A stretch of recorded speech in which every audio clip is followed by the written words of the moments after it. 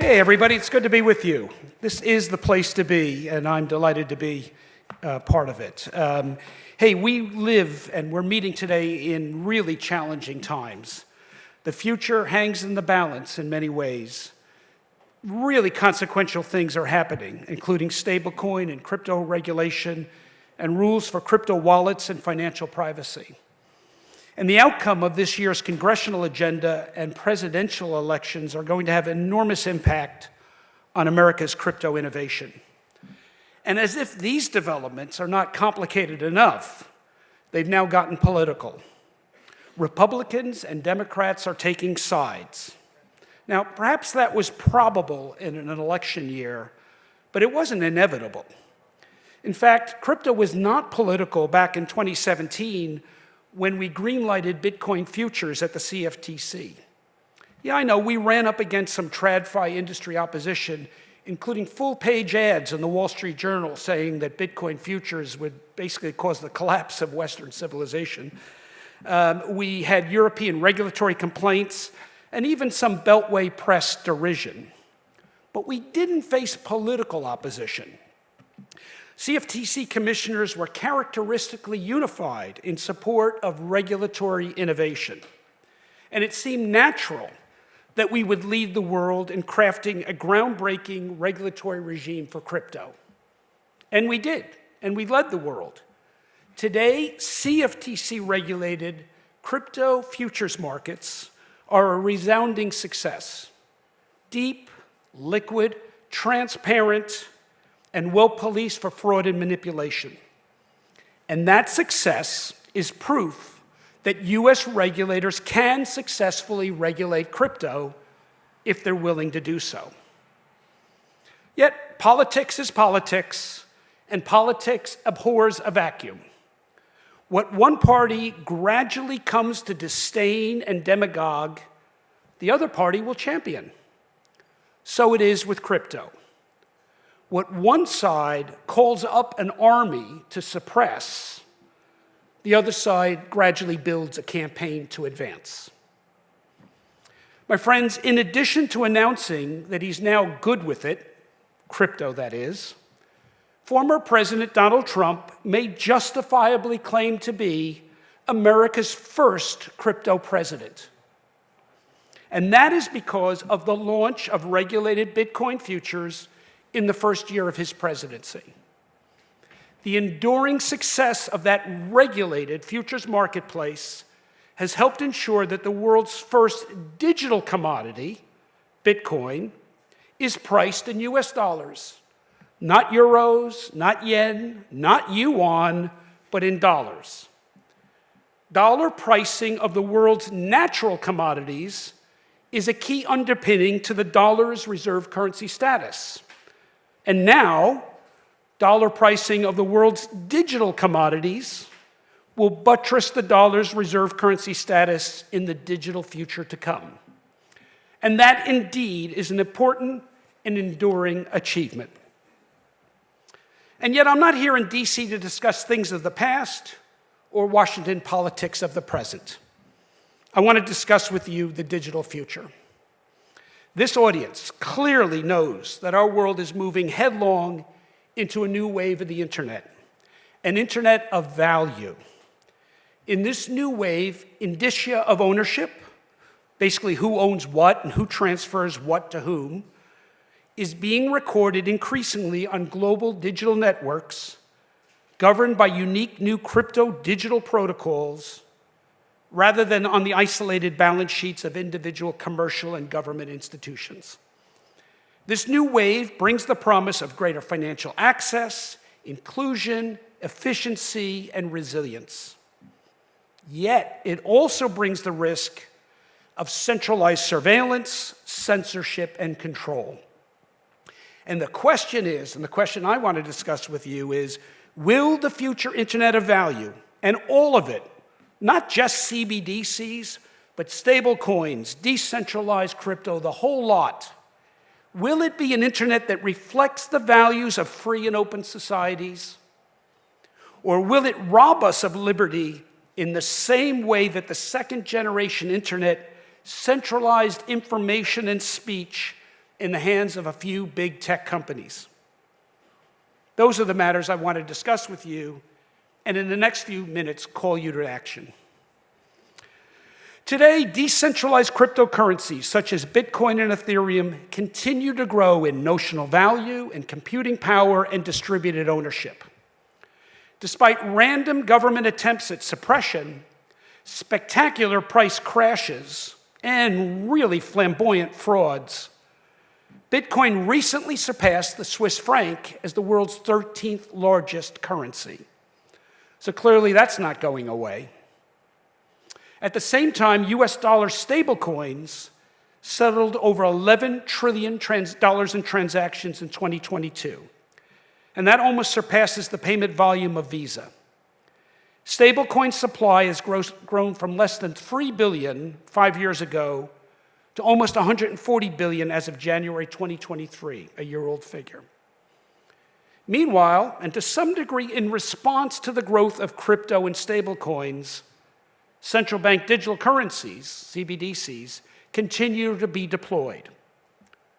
Today, some 134 countries and currency unions, representing 98% of the world's GDP, are now exploring sovereign digital currency. 4 years ago, that number was only 35.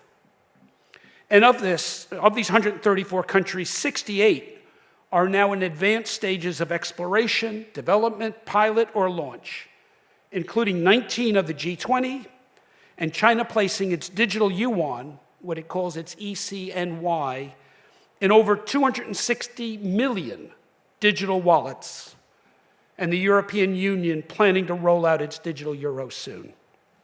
Thus, it's clear CBDCs, stablecoins, and crypto will proliferate in the years and decades to come.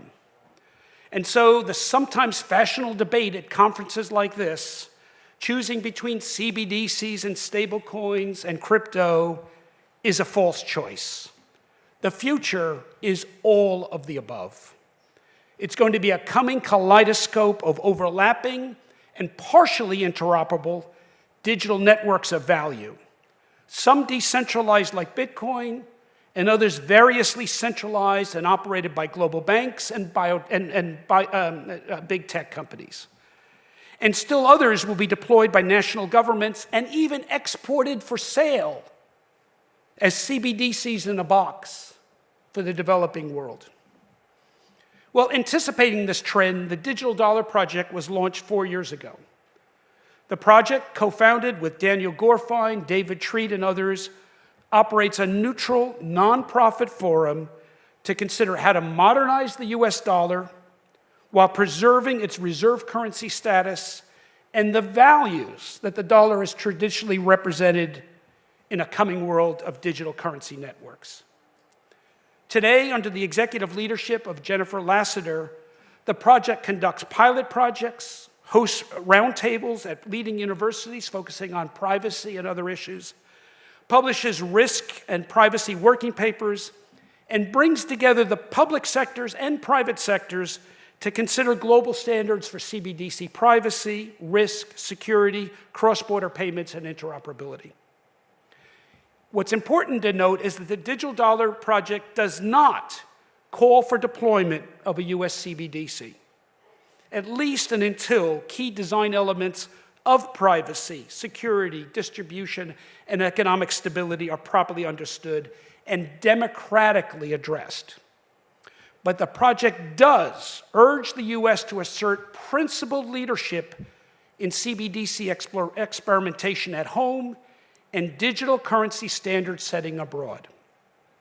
And here's the concern. Those centralized digital currencies that are emerging, both sovereign and non-sovereign, will be gathering points for massive amounts of data about the economic and financial activities of users, of citizens, and of voters. And many across the political spectrum are appropriately concerned about misuse of these enormous honeypots of private financial information, misuse by central governments, by banks, and by big tech. One can anticipate easily commercial and political pressure to conduct unlawful surveillance, gather information, report on private activity, and even disable financial transactions with disfavored groups and activities in a similar way to the widespread censorship of speech that we've learned about in the last few years that took place and takes place on social media by both government and big tech firms. And one can also envision government agencies using legal authority under pending stablecoin legislation to threaten the licenses of stablecoins used to pay for things that some government agency doesn't think citizens should have, however legal. Now, many of us place great hope in the promise of a new decentralized Web3 of free speech and personal commerce. But we've got to recognize the risk that Web3 will not live up to its promise if banks, tech companies, and governments fully monitor and control our everyday financial and economic choices. I mean, what is freedom after all in market economies such as ours, but how we choose to make a living, invest in the future, and support the people and the causes and the institutions we believe in? And so the question is, will Web3 turn out to force us to give up our privacy and autonomy in making those essential human choices? It better not. And that's why, regardless of the form of digital currency, sovereign or non-sovereign, CBDC or stablecoins, it's imperative that free society insist that the emergence of digital currency be consistent with constitutional freedoms and civil rights. In fact, individual economic privacy and censorship resistance should be affirmative design features and indeed competitive advantages of all digital value networks associated or tied to the US dollar. By encoding individual economic privacy into their very architecture, dollar-based CBDCs and stablecoins should serve as desired instruments for people the world over who aspire to financial autonomy and inclusion consistent with basic human rights. If we get the values right in digital currency, we will derive enormous economic value from this powerful new digital architecture. But if we do not, we will not. 30 years ago, the first wave of the internet rolled across the globe. It came out of Silicon Valley and like a giant tidal wave, rolled across the world. Then, the US and other leading democratic societies made sure that that internet of information reflected the values of open and free societies rather than closed and repressive ones. In that remarkable turn of events, the public sector and the private sector worked together to set global internet standards and create the key governing institution of those standards, the Internet Society, ICANN, and others. Well, today a new wave of the internet is fast approaching. This time it's an internet of value. It's an opportunity, once again, for free people to work together to ensure that digital currency networks reflect the values and enduring virtues of financial freedom and economic liberty. But sadly, this time around, it's not happening in the same way. Not at least with any significant American official sector leadership. In just 3 decades, the lamp of liberty has dimmed. So here's my call to action. Here's my plea to you this morning. Let's work together as our enlightened predecessors did and ensure that the future of digital currency is one that enhances the free world. We did it before. We can do it again. Let's make crypto the spark that reignites fundamental values of human freedom. Let's set standards for global currencies, both sovereign and non-sovereign CBDCs and stablecoins that are worthy of human liberty and for people everywhere who aspire to that kind of liberty. And let's shape the future of finance, banking, and money itself in accordance with our finest and noblest human values. We can do it, Let's do it. Thank you all very much.